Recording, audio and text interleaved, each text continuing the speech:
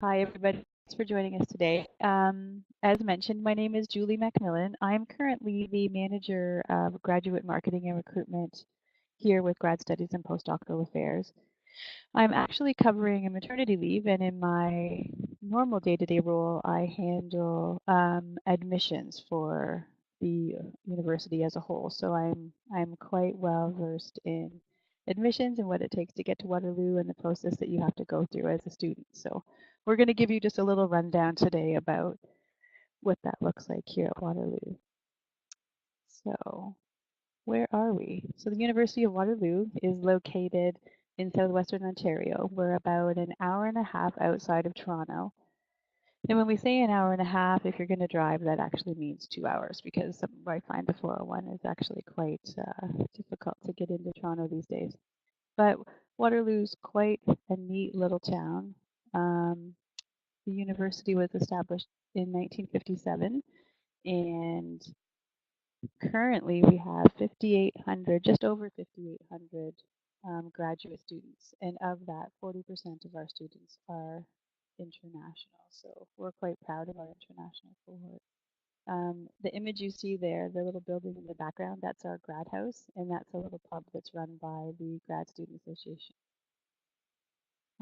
This is just a little break. So this is our student services, our student life center, sorry. And actually right now this building is under construction to allow the students better resources, more access to space, additional rooms for you to use in terms of meetings and that kind of thing. It was something that the student body voted on and agreed to fund, so it's covered through the incidental fees that our students pay to attend at Waterloo.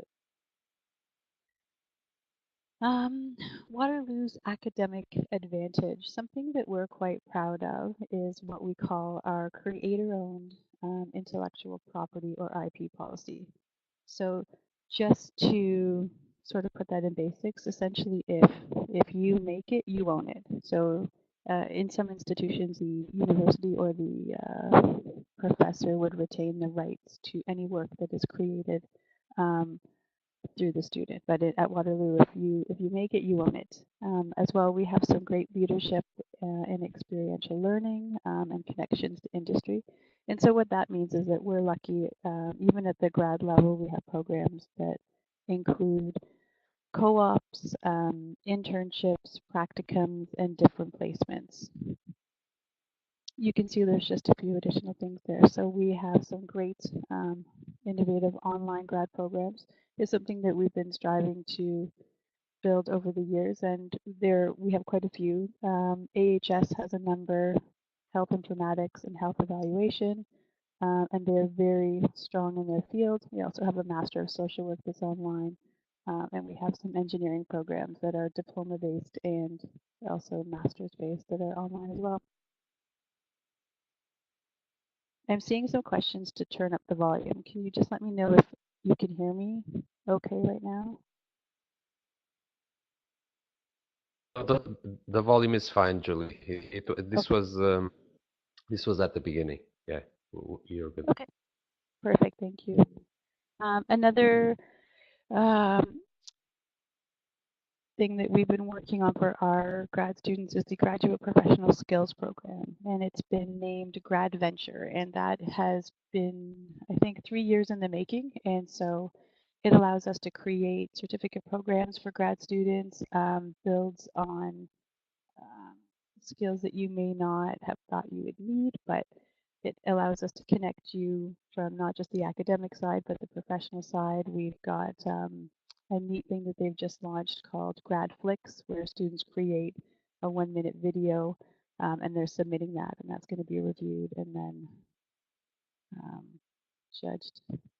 It's sort of in line with the 3 minute thesis, except it's not necessarily that 3 minutes with your research.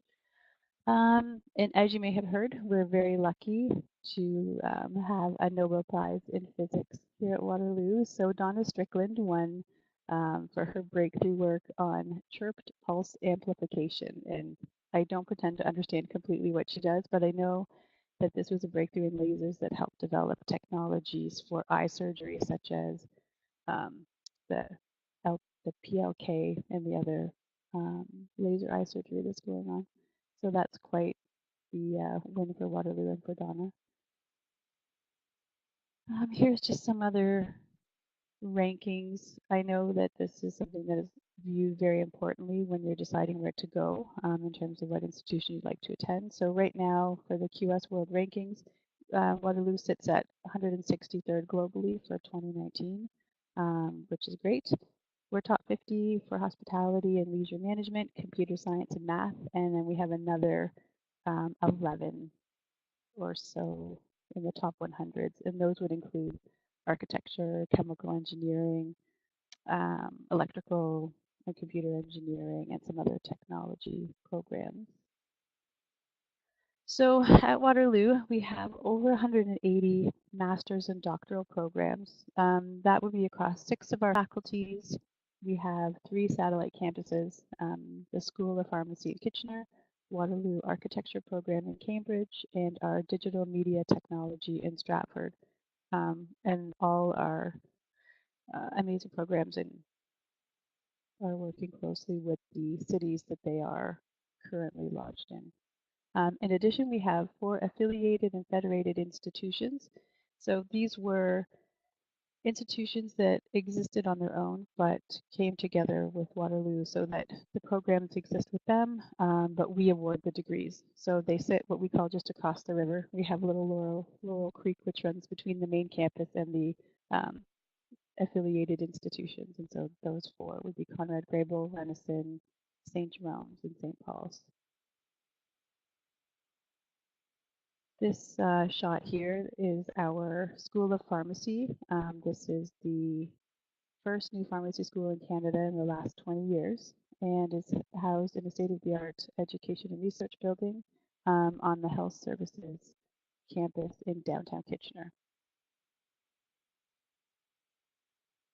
So let's get down to some important information. What does it take to get in? So at Waterloo, the minimum requirements for admission are typically 75% overall standing in your last 4-year honors bachelor's degree or equivalent. And so when we say or equivalent, this is what I have here. So for the each country, so for instance, Brazil, we have an example of the degrees that we would be looking for, as well as the overall, or the minimum overall academic standing. And so this just gives you sort of that normal mid-range of what we're looking for if we say 75%. And so the university says its minimum requirement for you to get into a program is 75, but I would suggest that in most cases you're going to find that programs are probably admitting at a higher average than what is the minimum to get in. So I would guesstimate that most programs are probably starting around 75 to 78 and then going up from there. And it's hard to say each year exactly where that will fall. Quite often it depends on the applicant pool that we have. And so there may be some years where we're higher than the 78, and then maybe some years where we fall a bit lower than that. But typically you're looking at 75 to 78 for master's programs and probably 80% or higher for PhD. Another important thing are the English language requirements.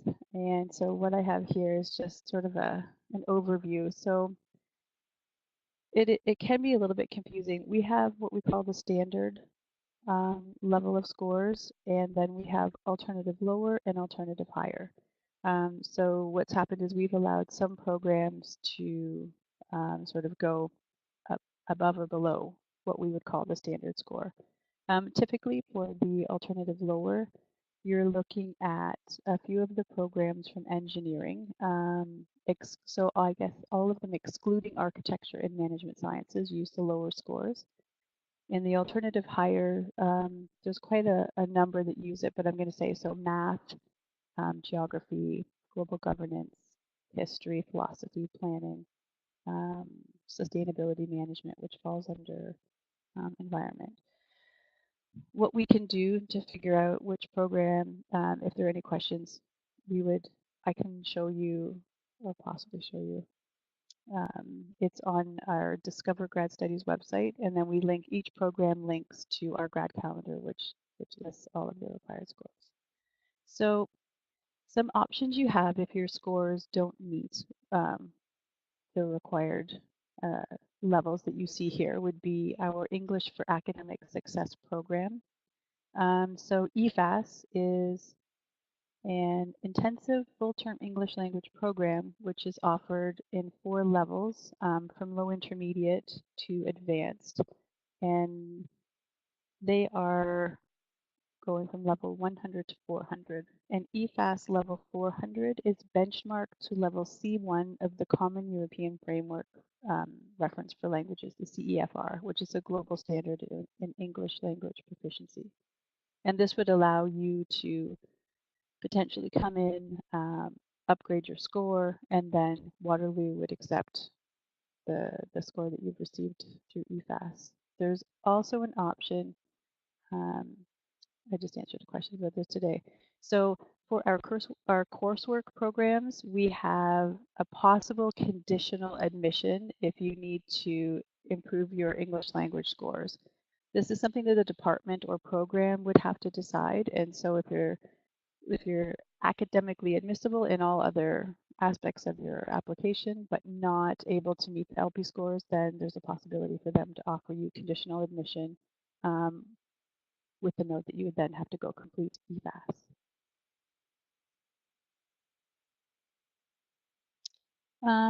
Other test scores that you might need would be the GRE. That's required for some of our math, physics, psychology programs. They're listed here. The GMAT's required for accounting PhD and the Master of Taxation program. And then you can see there's a list of other documents that might be required. In some cases, the supplementary information form or research proposal will have different questions depending on the program you're applying to. And then some will ask for a resume, some don't. And again, the same with the writing sample. Finding your supervisor. So at Waterloo, supervisors are not required for the coursework and professional programs. Typically, the only program that requires you find a supervisor before you apply is biology. The rest assume that you will do some work in understanding what supervisors are available to you at Waterloo, and you would make contact with those people if possible.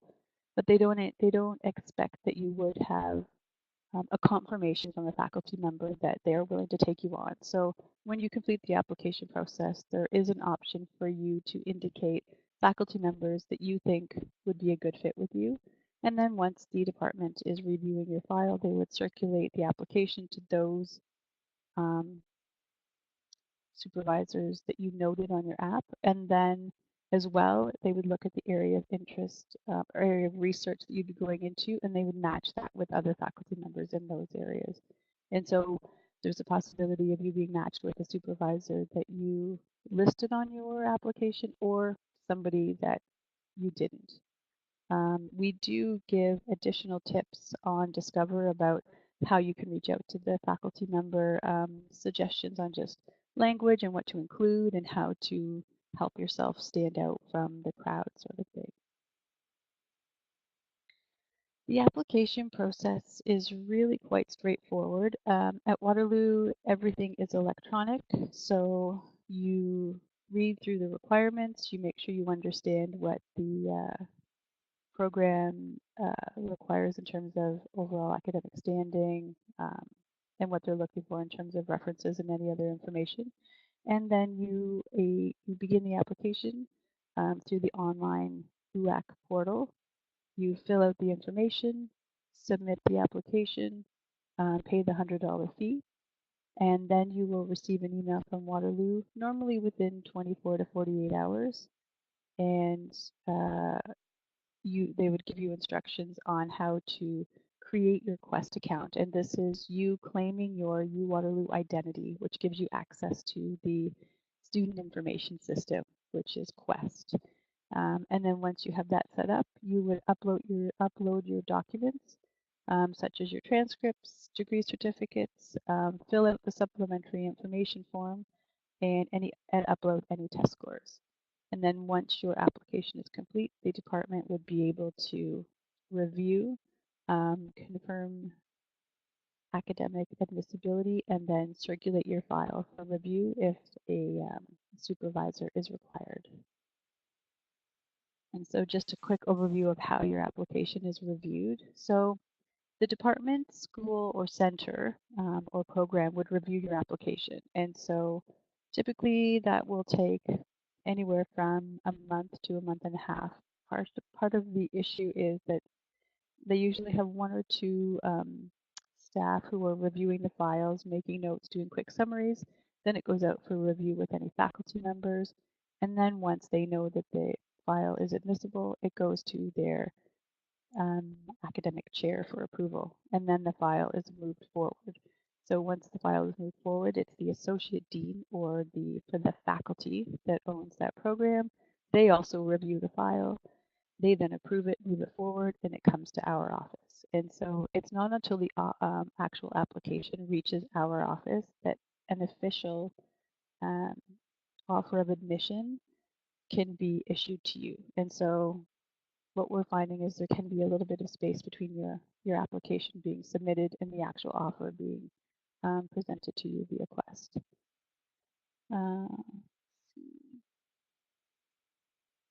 And that's it. That was a quick one. And so, Paulo, am I able to go to Discover? So I don't know if you can. If do you have a bar on the left side saying desktop sharing? Yep.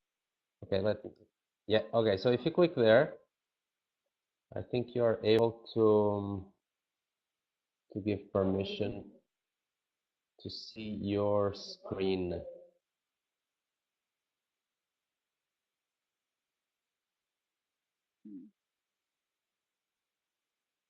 Is that happening? Could be. Oh no, it's making me install stuff. Let's see if it'll work. Oh, okay.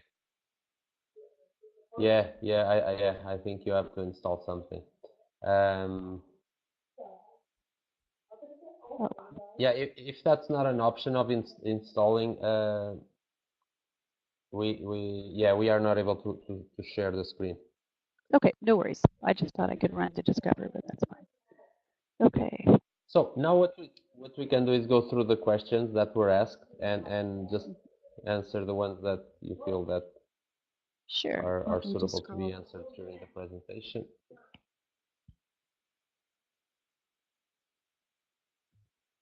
Okay, so see, there's a question about the IMSA.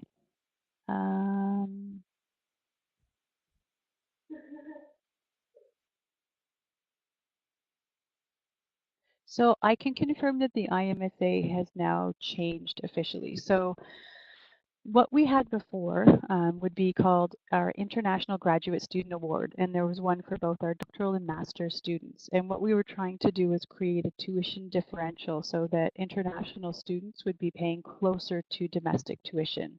And so there were set criteria around the programs that were eligible to receive the IGSA, and typically they were research-based programs at both the doctoral and master's level. So what they've done is they've turned it into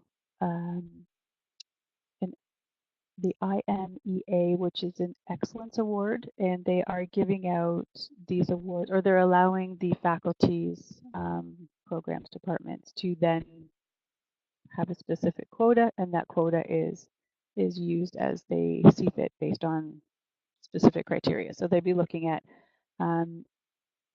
it would be more of a merit-based award. So I believe like an academic standing of at least 80%, and they would be used as entrance awards. And so the question is basically, so yes, so you can, there's still an option for you to receive that award, and it would offset your tuition, and I believe it's valued at, I can't even say, I won't even say because I don't have the terms of reference in front of me, but it would be automatically applied to your offer of admission, and then it would be dispersed to you once you were registered and an active student here at Waterloo. PhD in nursing. Unfortunately, Waterloo doesn't have a nursing program.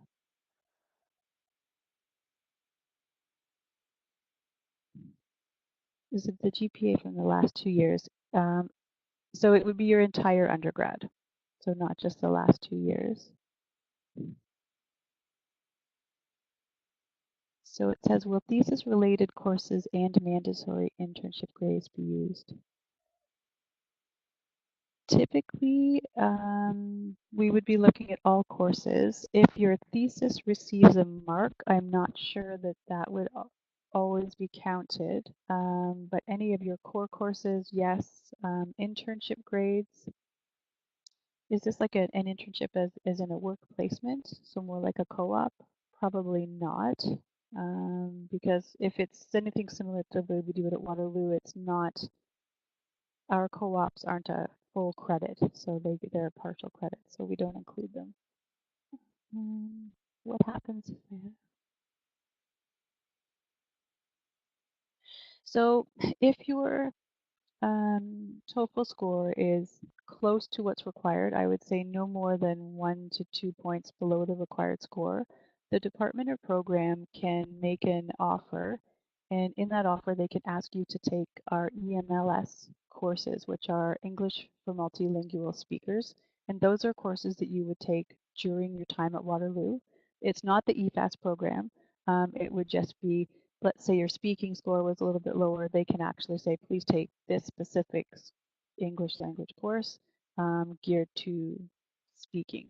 And it's a credit, no credit, there's no grade assigned, and as long as you complete it, you have met that condition.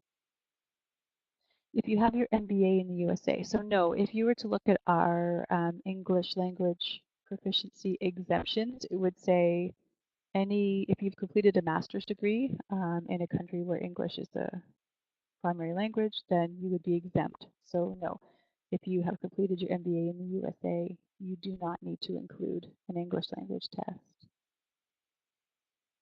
And math and computer science, does it ask for the GRE? In computer science, it does not. So I think, am I wrong? No, I'm wrong. So GRE is for computer science.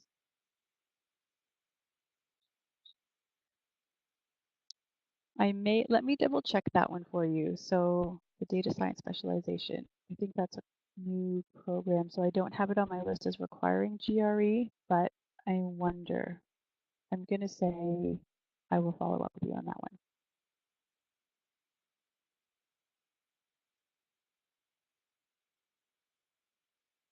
one. There's a question about the grading scale. So even if the university grading scale doesn't explain very well, it's always important to include it because we're used to seeing certain things. So for us those of us who manage the actual review of transcripts and documents, it's easier for us to understand what's going on if there's a grading scale, even if it might seem a little bit confusing when you review it. So I would say preference is to include it if you can. Otherwise, we have to go doing a little bit of extra work to figure out um, what's going on with that institution. So our assumption is not that 0 out of 10 is the same for every university. Like I use examples, even within Canada, we have York University and University of Victoria both use a 9-point scale, but they make their B, one of them is a 6 and one of them is a 5. So we can't just assume that on 0 to 10, 7 is equal to a B for every institution. So you don't want to take TOEFL or IELTS. Can you do EFAS? So the university doesn't typically make a conditional offer to a PhD program or to a master's research program. But that being said, you could do your EFAS program before you start your program at Waterloo. So you can apply directly to EFAS. They can evaluate you. They can give you an offer of admission to attend their program. And then you would have to look at what the required scores would be from EFAS to get into the program you're looking at getting into. And then once you know that's complete, you could begin the application process to the program that you're looking at. So the degree certificate question. So everyone asks for a degree certificate. But if I'm going to be at the last semester when I'm applying, which document should I send? So if you're not quite complete, you can simply include whatever you have up until that point. We will look at those documents and we will look at when your expected date of graduation is, and then when we make the offer, one of the conditions would be to provide your final set of transcripts and certificates showing that everything was complete. So that's not a problem. How long does it take to get an admission review? So it can vary by program. Some programs have deadlines that happen now in December. Others are February 1. And so I would say most of the programs, the deadlines are February 1. And so you would probably be looking at April would be roughly when you would start hearing from those programs. This is on average. There are some who might take a little bit longer, and there are some who you might hear from sooner. Unfortunately, I don't have one answer that fits across all.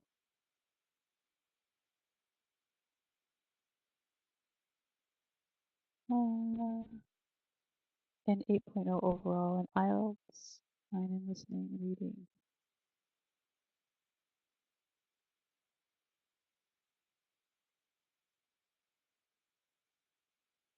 So architecture uses the standard score. So speaking 6.5, I think you would be okay.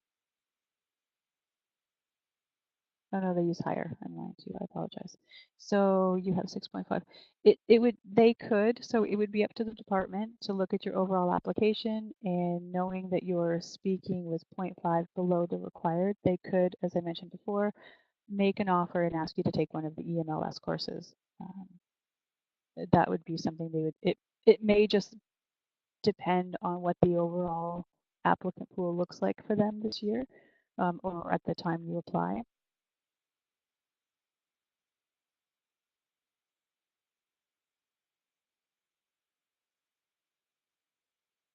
So economic supports for international students. So at Waterloo, any student admitted to a PhD program is guaranteed funding. So there's a guaranteed funding.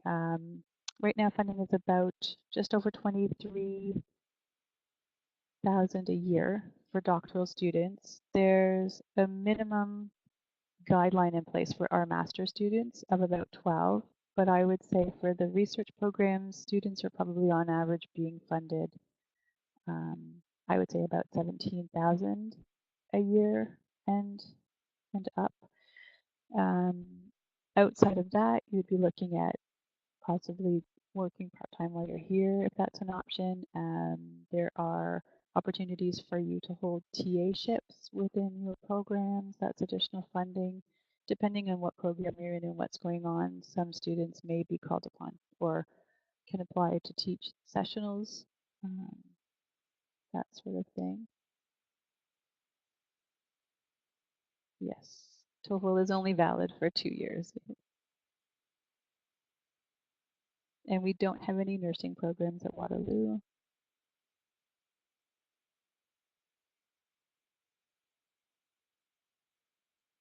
So master's programs can be funded, yes. Typically, if you're looking at a research program, yes, there's a possibility for funding. Coursework or professional programs don't receive funding. So the online form. So there was a question about, should I write formal emails for each of my possible supervisors?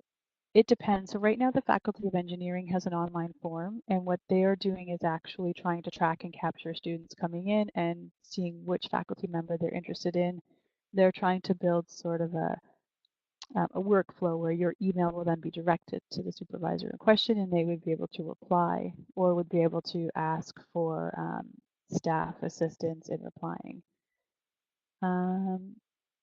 So it'll depend on the faculty you're looking at and whether or not they have a form in place for you to use. I think if they have the form, it can't hurt to use it. If there's a faculty member that you feel really strongly about connecting with, then I would encourage you to send a direct email.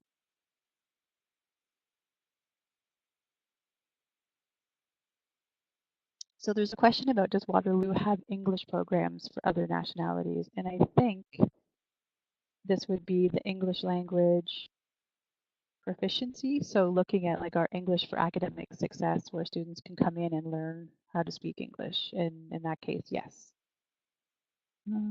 A deposit. So there's a question, is a deposit needed to confirm a place in the program once you've been accepted? And no, at Waterloo, we don't ask you for a deposit. So you'll receive an offer. Typically, there'll be a deadline. I think the standard deadline is please accept or decline your offer within 3 weeks. And you would do all of that within Quest, which is our student system. And what you'll find is you would accept, and then if something happened to your circumstances changed and you weren't able to come, you could just email the department coordinator. Typically, their information would be found in your offer letter, and let them know that you're not able to come. And then all they will do is make a note. They would revoke the offer, and that would leave them with room to possibly admit another student if they had others on a wait list.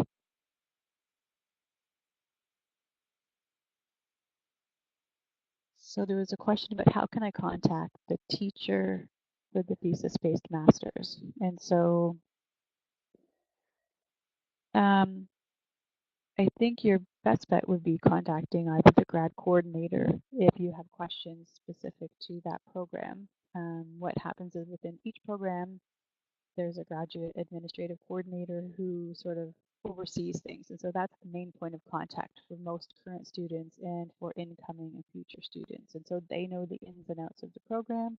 They can answer questions about admissions. They can answer questions about what it's like to be in the program. That's really your one-stop shop. So on Discover, which is the URL is still up there, each of our program pages will have information about admission requirements, who to contact in the department, and other websites that might be useful in terms of finding information about the program. So I would suggest you start there.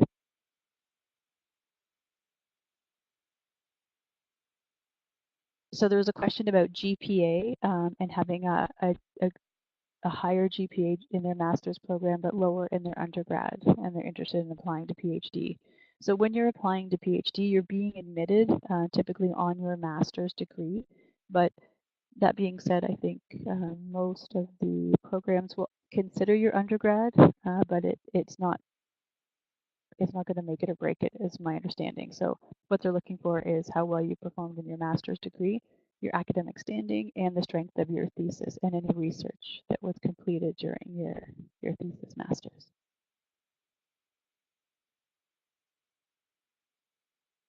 So there's a question about nursing and applying to PhD program in health science. That would probably be a question I'd have to take offline. So I will give you my email address at the end of this so you have it, and then you can shoot me an email about that question, okay?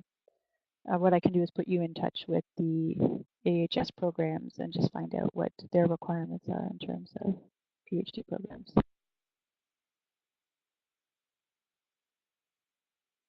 So there was a question about if I've been to another institution other than the one graduated from, are all grades considered, or just the grades from the courses that are equivalent in the institution you graduated from? So we look at everything.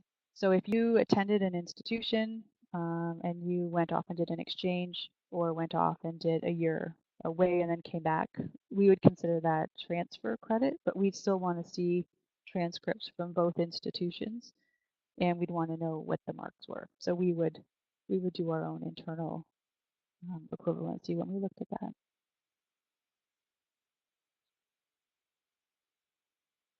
So there's a question about cost of fees for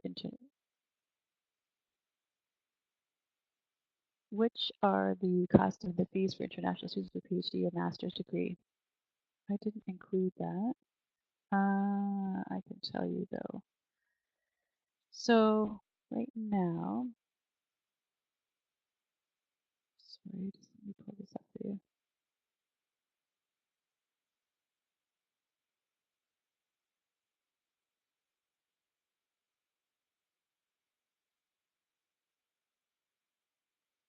So masters research programs for full-time tuition only are just under 7,000 per term, and for doctoral, it's a little bit lower. So 6838 for masters and 6770, 6,770 for PhD.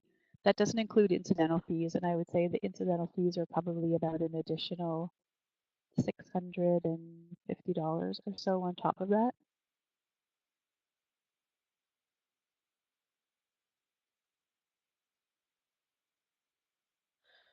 I'm not sure how many students are accepted into the PhD program in computer science each year. I'd have to do some quick analytics, and I don't have that in front of me. I can tell you that computer science is one of our more competitive programs and departments, so um, they always get a ton of applications every year.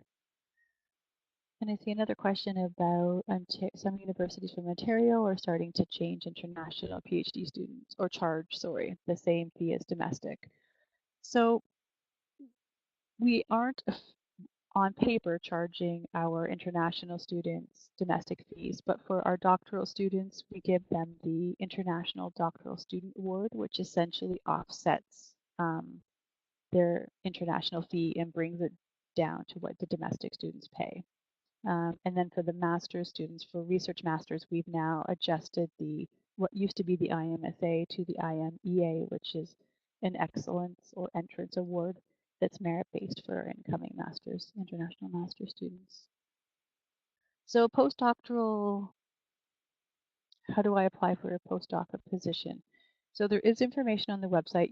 There has to be a position available. So a faculty member here has to be willing to hire you. And so you have to be given an offer. So because you're an employee and not a student at that point, it's a different process entirely. So that question we could probably take offline, and I can send an email to you about what sort of the steps would be for that. The geese are really it's famous. It's insane around here. Even though it's now snowing outside, the geese never leave anymore. So you see them just kind of wandering around in the snow even. So is there an ESL program to achieve the language requirement? So that again would be EFAS, English for Academic Success here at Lenison. So there's a good question. Is it a better chance of you getting an offer if you apply earlier? And it really depends on the program. So I think it also depends on the applicant pool that year. I know some programs will begin their initial review of files, but the committees won't sit down and look at everything until it's past the deadline, because again, they're trying to choose the best candidates they have from the final pool that have applied.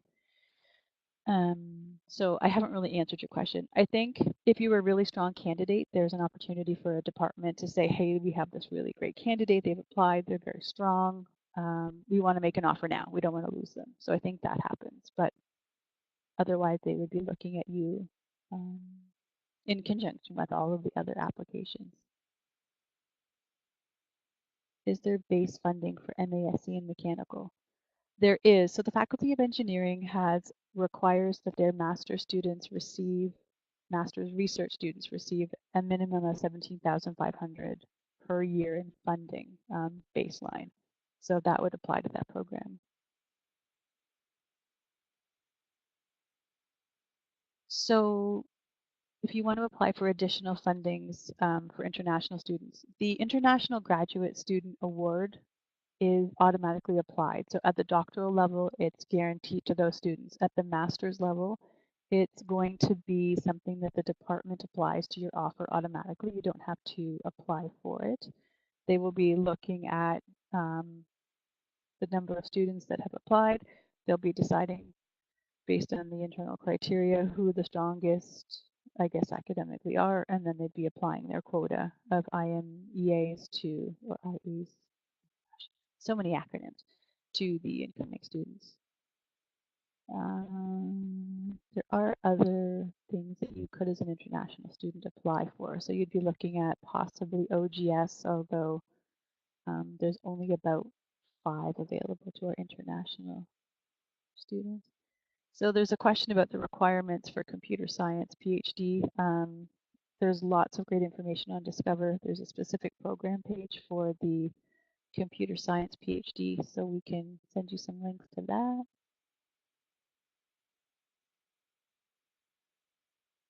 So there was a question about the conditional acceptance and applying or getting an offer conditional on your completion of English language.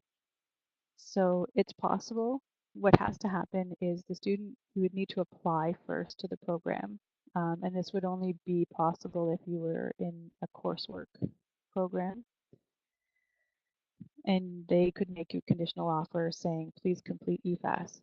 The other option you have is to apply for EFAS first. So if you were going to go into a master's research program, you apply to EFAS through Renison. You make note of the requirement for the program that you want to go into because there are different levels for EFAS. I just pulled up the slide again. And then you would start that program. You could apply to the program. So you start EFAS, you submit an application to, let's say, electrical and computer engineering, and then you contact the department and say, I'm taking EFAS. I'm going to be complete by the end of summer, which would allow me to start in fall. And then they would wait for your results to come in, and then assuming you had met their requirements, they would be able to make you an offer. This might be confusing. So the only way you'll get a conditional offer in English language is if you're going into a coursework program, and at that point, one of the conditions can be that you complete EFAS. If you are going into a research program, you would need to have completed EFAS before the offer can be made. You can apply to both things at the same time. It's just that the department you're going into at the research masters would need to see your EFAS program complete before they make your offer. Can you defer your acceptance? You can request a deferral from your department or program. It would be up to them to approve it first, and then they would push that request through to us, and we would be able to update the system and make the changes in terms of coding in the back end, and then we could issue you a new offer letter. Is there a disadvantage of admission to the winter semester? No, I think Waterloo is quite unique in that we have a rolling admission for some of our programs. So instead of each program only starting in the fall, you'll find that a number of the programs you can be admitted in fall, winter, or spring, which I think just gives a little bit more flexibility to our students in terms of when they might actually be able to start. Because let's say you couldn't make it this fall, but you can make it in the winter. It means you can start sooner instead of having to wait until the next fall term. So requirements to get a scholarship. I think there's a lot of information on Discover about funding, awards, scholarships, that sort of thing. There's stuff that will automatically be available to you and that departments, when they're making an offer, can include in their offer of admission. And then there's also stuff that you can apply to, and that would have requirements. So you'd have to meet certain criteria. Like in some cases, we have very specific program-specific scholarships available to students who, let's say they're in environment and they have to meet these two things. And then there are other overarching scholarships and awards that are available campus-wide. So there's actually a searchable database that's available on the main graduate studies website under the awards and funding. Are there fees to transfer credits to a master's program, Master of Applied Science program? I'm not sure. Is the question, can I transfer credits from outside of Waterloo to a master's program, or are you in another program at Waterloo? So typically, if you were in a PhD or a master's coursework and you wanted to go into a Master's of Applied Science, which is the research version, then no, there's no cost in transferring. Again, as well, if you were in a master's program and able to jump into a PhD, no problem. If you have completed coursework outside of the University of Waterloo and you're looking at possibly transferring credit, that would be at the discretion of the program. They would have to evaluate and ensure that there was equivalency in the course that you wanted to transfer in and that it made sense in terms of how it fit in the program. So, but no cost, no cost. Class time. So you're looking at about 3 hours per course a week. So assume for each course you're in, you're probably going to be looking at 10 hours, I would say, by the time you do reading, attend classes, and then any additional work that you have to do.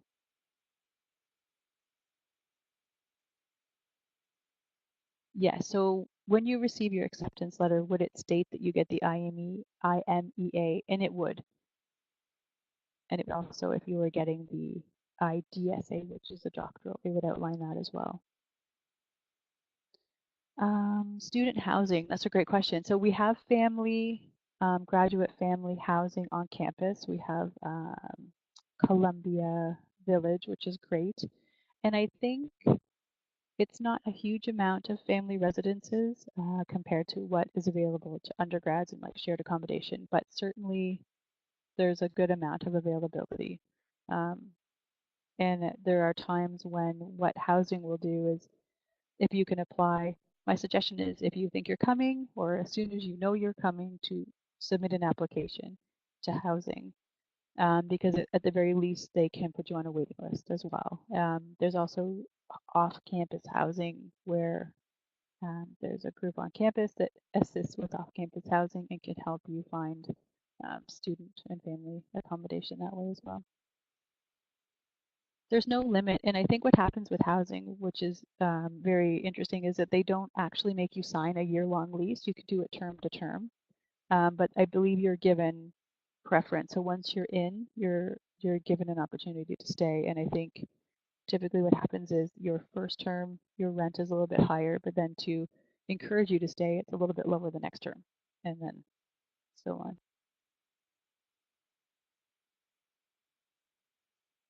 So for Cambridge, I don't know if there's student housing in Cambridge. Um, That's something we'd have to look into, but I can give you connections to our housing team and they would be able to provide you with additional information.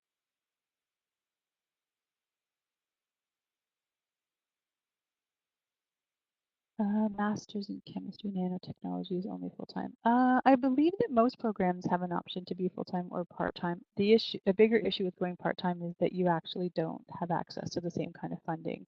So typically when you change your status to part-time, you're no longer getting the standard funding packages that you would get as a student. I'm not sure about how many hours it is for the master in chemistry. We'd have to take a look at that. And maybe what I can do is put you in touch with that department directly, and then you could chat with them to just see, maybe they can connect you with current students who could talk about their experiences.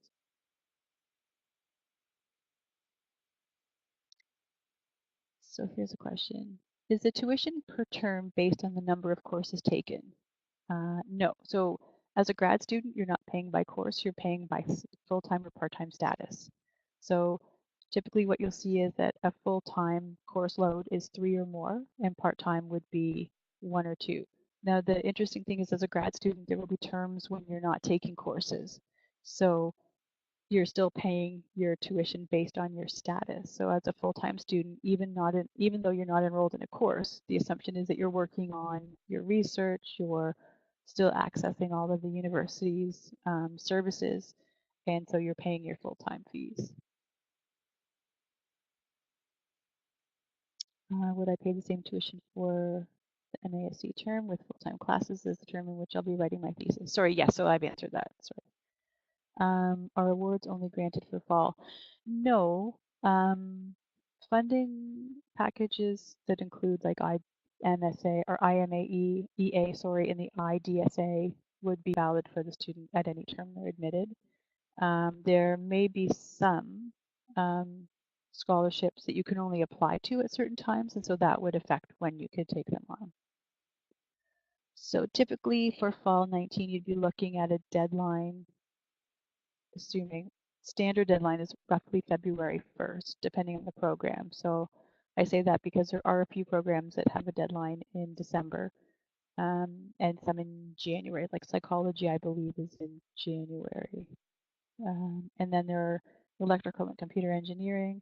is asking students to complete their application by January 9th so that they can then actually have all of their documents uploaded and have their application complete and finalized by February 1. They are one of our biggest departments in terms of number of applicants, and so they're just working on ways to better manage that volume. Is there a program who works with big data? There must be. Between our computer science, we have quantum program, there is electrical and computer engineering and computer science. They all have components that happen within it. So you'd be looking at an area of specialization or an area of research that would fit that big data. Beaver tail. I don't know. I know there's one in Ottawa because I eat at it whenever I go there, but I don't know about the beaver tail truck being in Waterloo. Okay, I've just sent my email to the chat group, so, and I'm sure that I can, once I have your information, I can reach out and let you guys know what my contact information is again. So I'll just check. Are there any more questions? Have I created more confusion for you, or have I done an okay job at actually getting you the information you need?